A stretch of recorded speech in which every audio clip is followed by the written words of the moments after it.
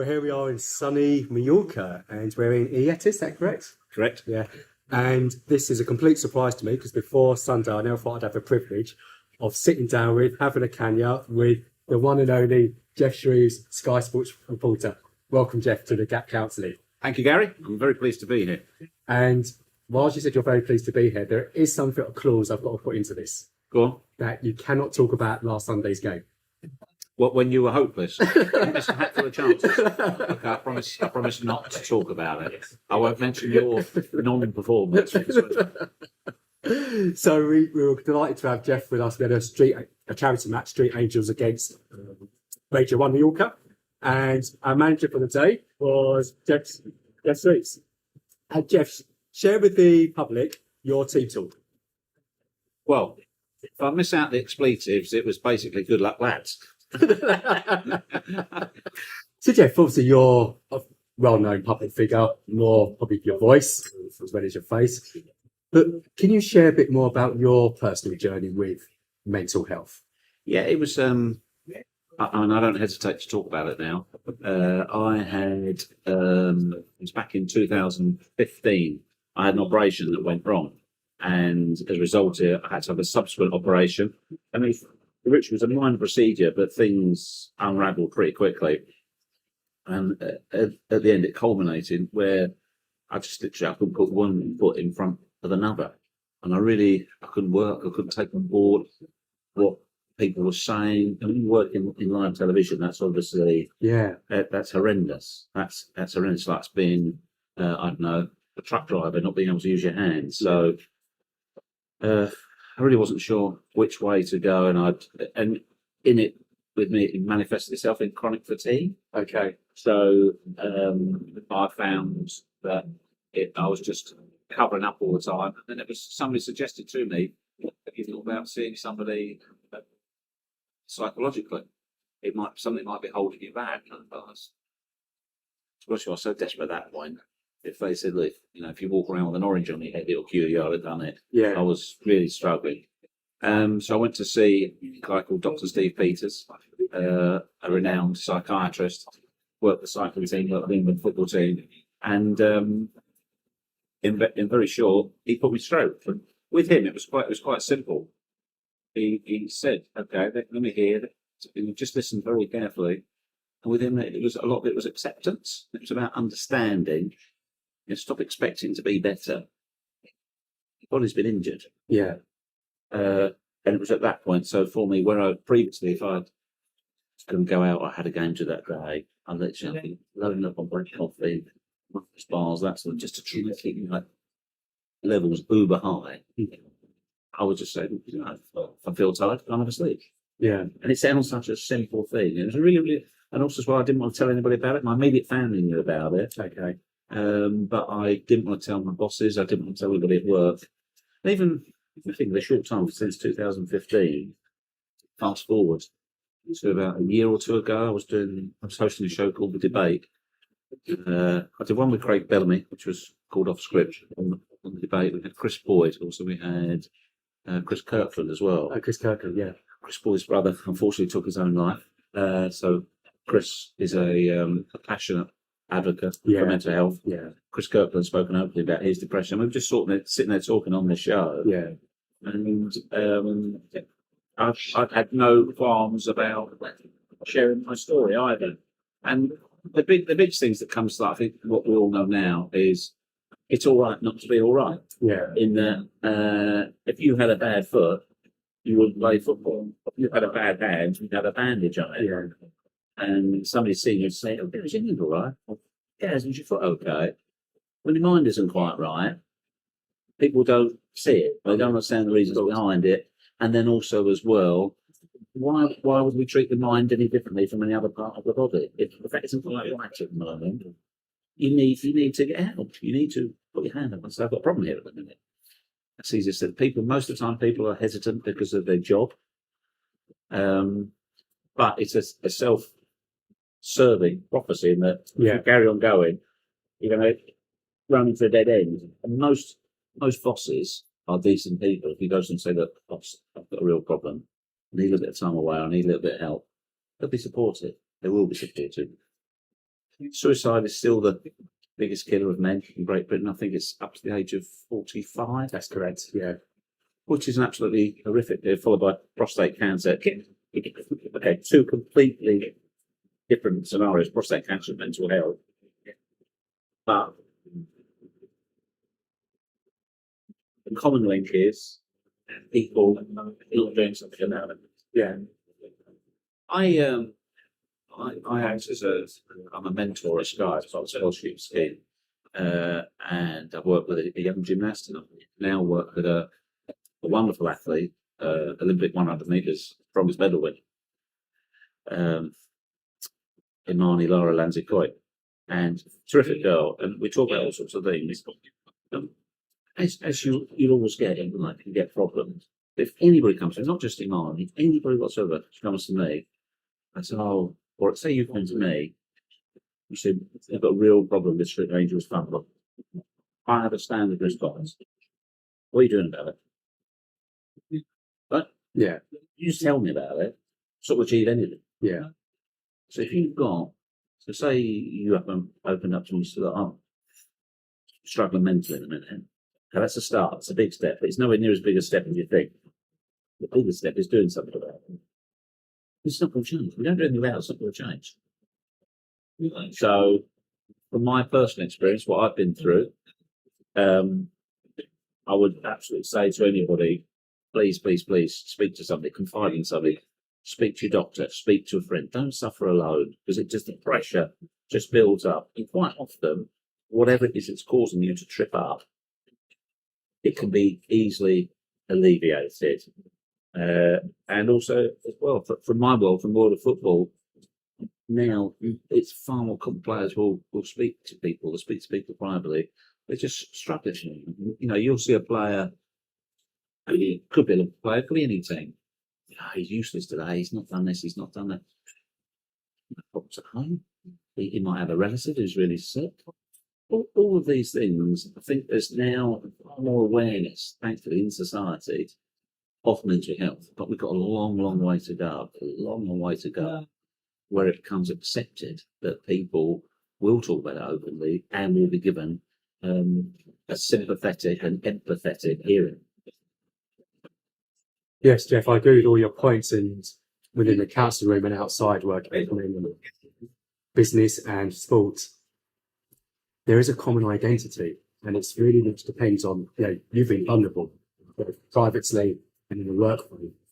Men still find it hard to be vulnerable, and particularly if you've not had a role model who's been vulnerable, when you carry on that pattern that you've been shared, that's been portrayed to you. So my question to you, Geoff, is your relationship with your dad, was it a good one? Was it vulnerable? Did he give you the confidence to go out and be all that you are today? Well, it's slightly different for me because I would genuinely say, and many people say, well, the best mum and dad in the world, the most fantastic people, most down-to-earth people. When I was struggling, my wife and my parents, the only people I shared my trouble with. Right. So no, that was never an issue for me. So I can't talk.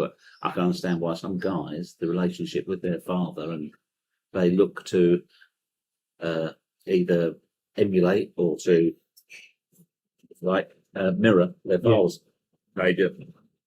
My individual case couldn't be further from the truth. All he's ever. In fact, my dad has a great motto, which we've tried. Me and my wife have tried to adopt as parents, and it always says, "The parent only has one job, and that's to encourage." Right.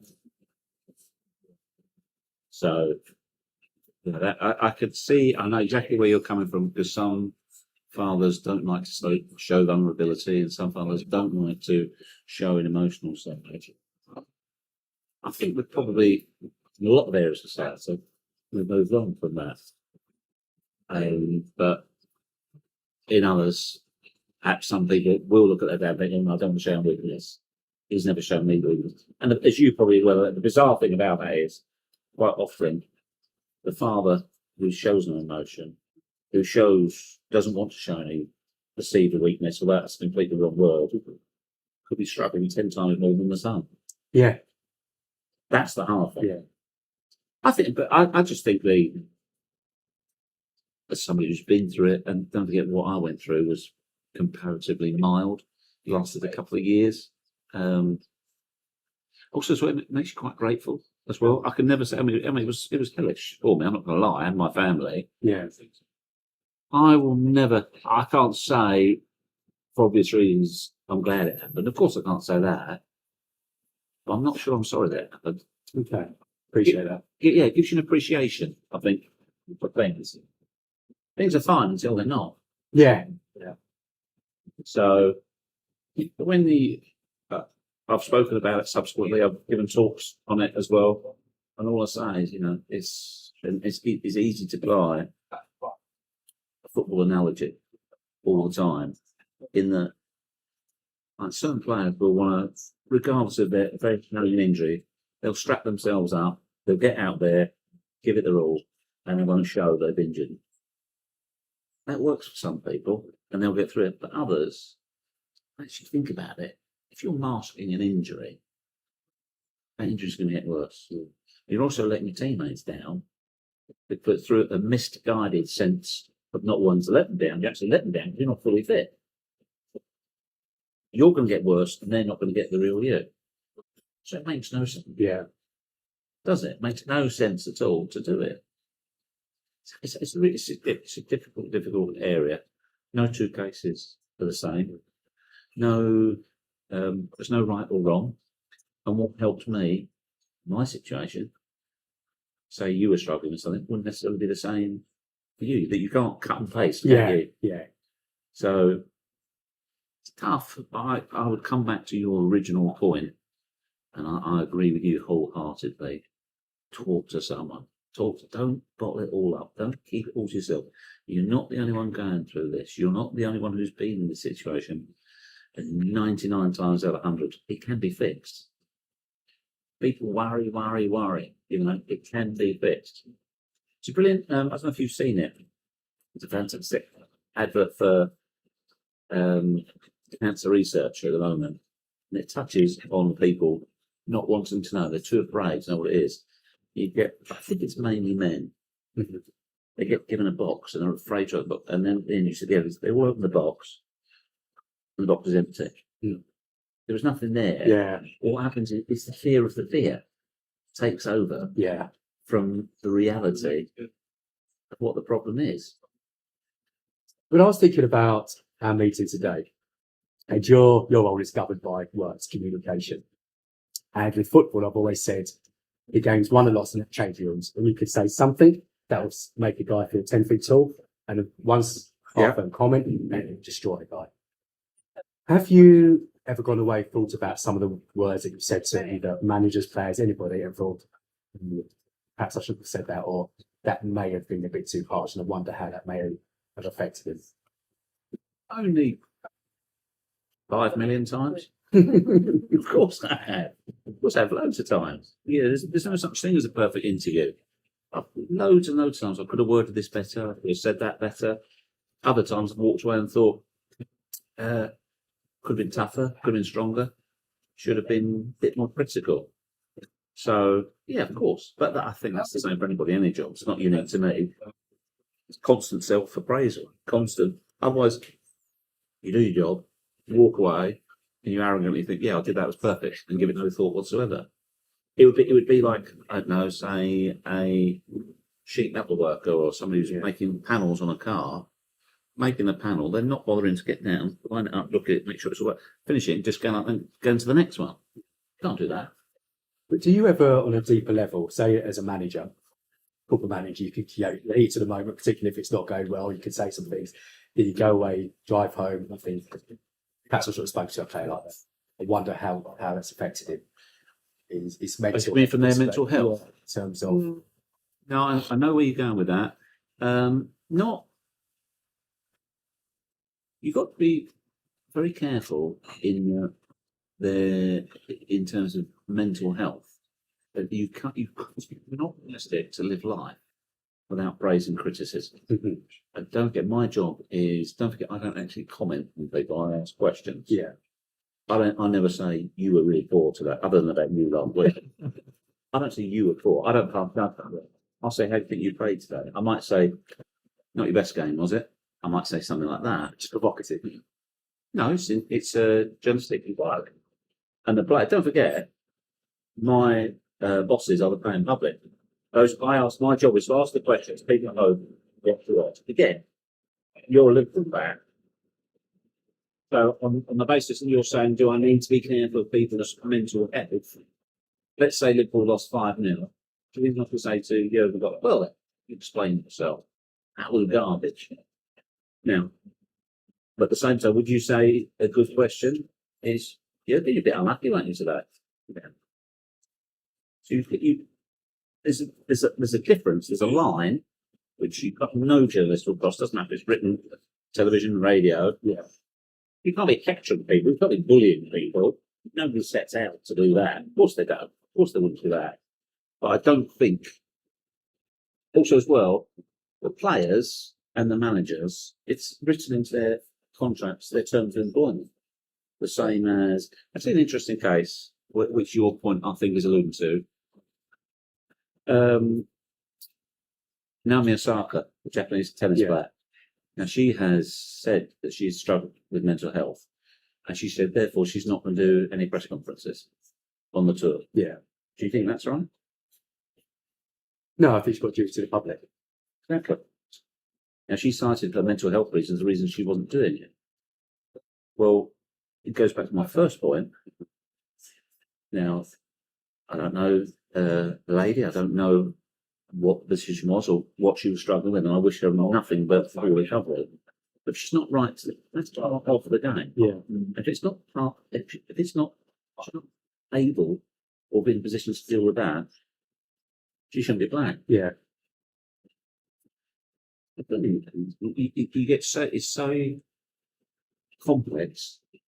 What's the difference between a mental health problem and a problem?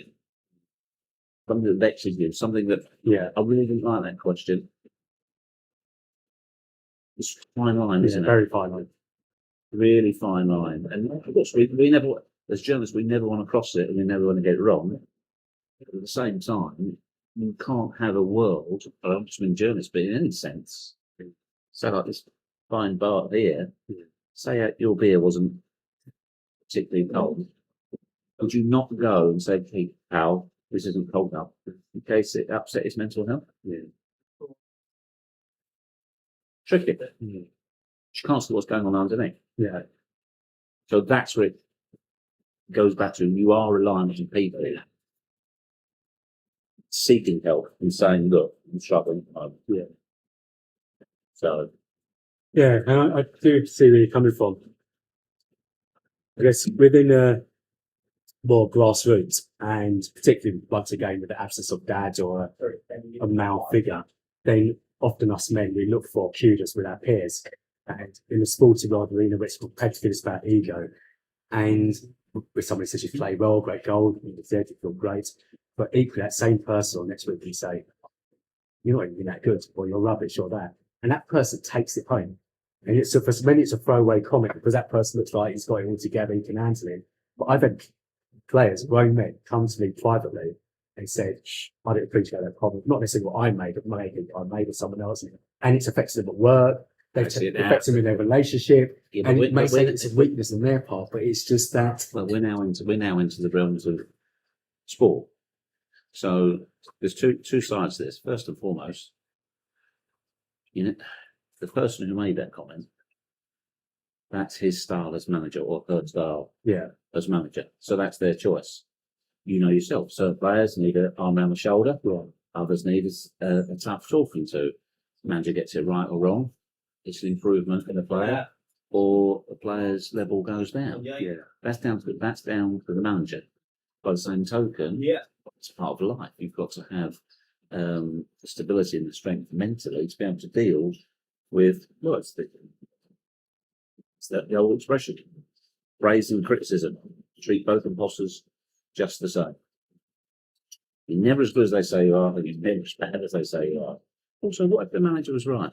And it goes back to what you were saying earlier, because we don't talk about it, and even just locally 7-a-side, 8-a-side, that Tuesday night, I know so many men, probably 3/4 are carrying something, and that tube is a release. It's like getting it out.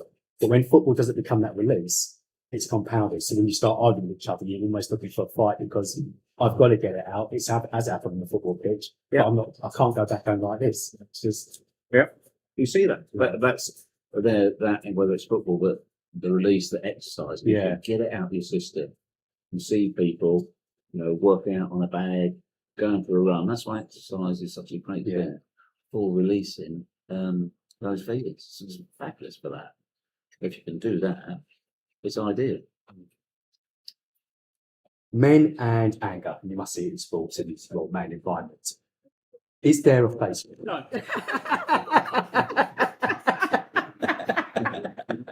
Go ahead. Go on, men and anger. Just as well not weak.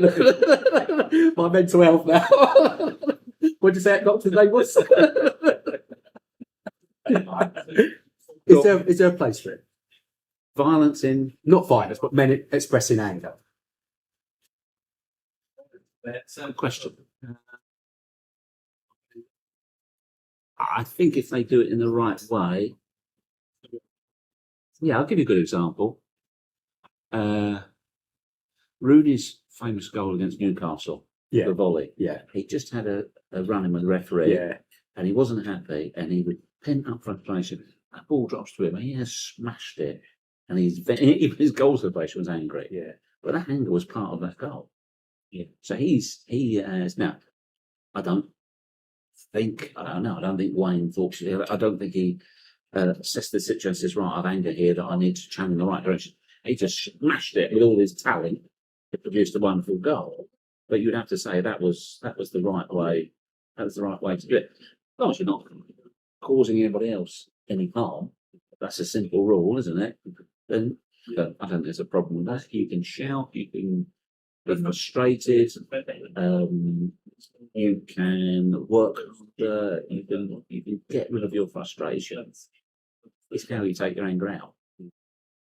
It's like people get up. They want to do something. They need to release this energy from something. So I would encourage it, but in the right way. The reason why I ask that question, when you go to a football match and you're there with thousands, 20, 30, 40 people, a large proportion of those men are carrying some form of anger, and that football is released to them, depending on those 11, 14, 15 players to release it for them. Yeah. And when it's not released, it's then released in a different way, in an unhealthy way that does often harm another human being. I don't think there's anything wrong with going to the football. Support your team, releasing your emotions. I don't agree with. Obviously, I don't agree with doing something that would harm another supporter in any shape, whether it be words or indeed, it's certainly not actions. No, that's nonsense. Absolute nonsense. But get your emotion out, support your team. When the competition is finished, shake hands, respect your opponent, and that's respect is a key word. Respect your opponent, and all is good. All is good. Very final question. What's your vision for football, in particular realm of sport, football in particular, for men to be improving their mental health?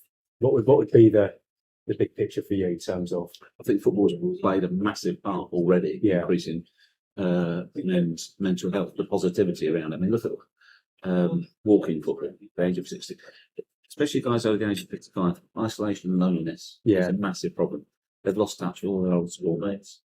But having walking football, they turn up and they are playing football. So they just walk around a bit, they chat to people, and they'll have a drink together afterwards, and it forms a community. Fantastic. I think football is already enormously positive for people's mental health. Now, as a Liverpool fan, if you got beat 4-3 by Manchester United in the last minute, that probably wouldn't do your mental health. It would do your mental health any good, would it? But you wouldn't stop you going, and you wouldn't say, actually, you'd be fed up. Be cheesed off, let's be honest. But you wouldn't say there and then, right, that's it. This is not good for my mental health. I'm not going to watch football anymore. Well, you wouldn't, would you? Yeah. Well, my wife there, when I don't play football, I don't go, she wants me to go because I'm actually worse, not being involved in football. Exactly. I was saying, I'm not just trying to gloss it, but I really think that football has done an awful lot for men's mental health in particular. And hopefully that path will continue. And final words for Street Angels? Keep doing what you're doing. Fabulous. Fabulous. Really, really impressed with what you both do. There's an awful lot of people out there that need your help and more power. All I would say is concentrate on that rather than play it.